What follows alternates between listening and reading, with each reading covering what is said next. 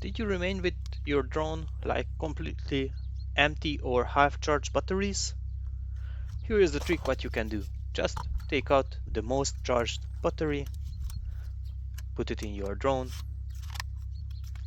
There are two batteries which are halfly charged. This is almost, it's like 70%.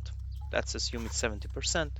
Since your Fly More battery pack can be used as a charger, just plug it in the USB and you can charge your drone with the batteries which are not completely dried off. And with that simple trick, you can really fly more.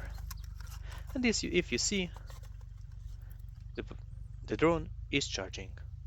Wait until all the batteries are dried and you can continue your fly. Thank you for watching.